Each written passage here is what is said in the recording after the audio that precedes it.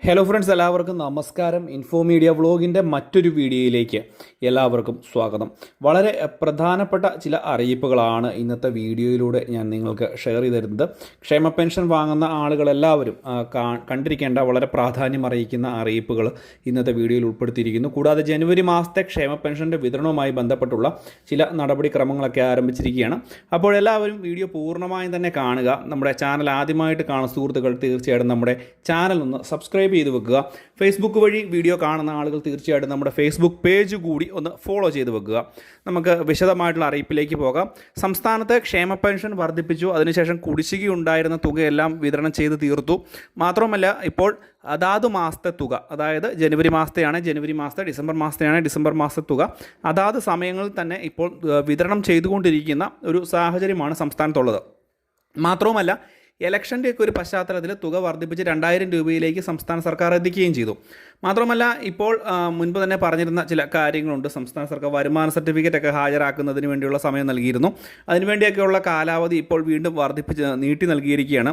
അടുത്ത 6 മാസ കാലയളവ് വരെ ഇതിന് സമയം നൽകിയിട്ടുണ്ട് എന്നുള്ളൊരു കാര്യം എല്ലാവർക്കും അറിയാവുന്നതാണ്. അത് മുൻപ് തന്നെ നമ്മൾ പറഞ്ഞതുമാണ്.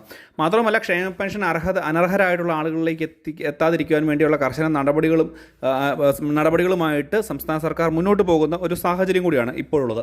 മാത്രമല്ല, ഈ ഒരു മാസത്തെ നമുക്കറിയാം, എല്ലാ മാസവും അതാത് മാസത്തെ തുക വിതരണം ചെയ്യുന്ന ഒരവസ്ഥയിലൂടെ ഇപ്പോൾ നമ്മുടെ സംസ്ഥാനം പോയിക്കൊണ്ടിരിക്കുകയാണ്. അപ്പോൾ ജനുവരി മാസത്തെ ക്ഷേമ പെൻഷൻ തുക അടുത്ത ദിവസങ്ങളിൽ തന്നെ 25-ാം തീയതിക്ക് മുമ്പാകെ തന്നെ തുക വിതരണം ചെയ്യാനുള്ള നടപടി സംസ്ഥാന സർക്കാരിൻ്റെ ഭാഗത്തു നിന്ന് ഉണ്ടാകുമെന്നുള്ളതാണ് ഏറ്റവും പുതിയ അറിയിപ്പുകൾ വരുന്നത്. നമുക്ക് ഏറ്റവും പുതിയതായിട്ട് ഇപ്പോൾ വന്ന ഒരു കാര്യമെന്ന് പറയുന്നത്, നമുക്കറിയാം, കുടിശ്ശിക ഉണ്ടായിരുന്ന തുകകളെല്ലാം തന്നെ വിതരണം ചെയ്ത് സംസ്ഥാന സർക്കാർ അവസാനിപ്പിച്ചതാണ്.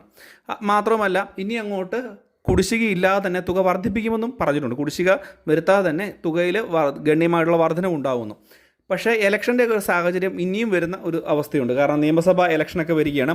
അതുകൊണ്ട് തന്നെ വീണ്ടും തുക വർദ്ധിപ്പിക്കാനുള്ള ഒരു അവസ്ഥ, അല്ലെങ്കിൽ ആ ഒരു സാഹചര്യത്തിലേക്ക് സംസ്ഥാനം പോകുന്നു, അല്ലെങ്കിൽ സർക്കാർ പോകുന്നു എന്നുള്ളതാണ്.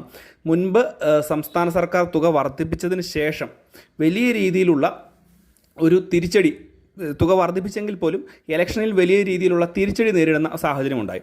അതുകൊണ്ട് തന്നെ ഇങ്ങനെയുള്ള അവസ്ഥകൾ ഇനിയും ഉണ്ടാകാതിരിക്കാൻ വേണ്ടി മുന്നേറായിട്ട് തന്നെ തുക കൂടുതലായിട്ട് വർദ്ധിപ്പിക്കാനുള്ള ഒരു സാഹചര്യം എങ്ങനെയാണ് എന്നുള്ളത് സംസ്ഥാന സർക്കാർ വിലയിരുത്തിക്കൊണ്ടിരിക്കുകയാണ്. ഒരു പക്ഷേ 2500 രൂപയിലേക്ക് വരെ തുക എത്തിയേക്കാം എന്നുള്ളതാണ് ഇതിൻ്റെ ഏറ്റവും പുതിയ ഒരു കാര്യം. അങ്ങനെ വരുമ്പോൾ ക്ഷേമ പെൻഷൻ വാങ്ങുന്ന ആളുകൾക്ക് അത് വളരെ വലിയ ഒരു ആശ്വാസമാവുകയും ചെയ്യും. എന്തുതന്നെയായാലും ഈ ഒരു സാഹചര്യത്തിൽ ക്ഷേമ പെൻഷൻ തുക ഈ ഒരു മാസത്തെ, ജനുവരി മാസത്തെ അടുത്ത ദിവസങ്ങളിൽ തന്നെ വിതരണം ചെയ്യും. അത് കറക്റ്റായിട്ട് ജനങ്ങളുടെ കൈകളിലേക്ക് എത്തിക്കാനുള്ള നടപടിക്രമങ്ങളും ഇപ്പോൾ ആരംഭിച്ചിട്ടുണ്ട്. ധനവകുപ്പാണ് സംബന്ധിച്ചുള്ള ഔദ്യോഗികമായിട്ടുള്ള അറിയിപ്പുകൾ ആദ്യം തന്നെ പുറത്തുവിടുന്നത്. ഇതുതന്നെയായാലും വളരെ പ്രധാനപ്പെട്ട കാര്യമാണ്. അനർഹരായിട്ടുള്ള ആളുകളെ ഈ ഒരു പെൻഷൻ പദ്ധതിയിൽ നിന്ന് പുറത്താക്കാനുള്ള നടപടിക്രമങ്ങൾ ആരംഭിച്ചിട്ടുണ്ട്.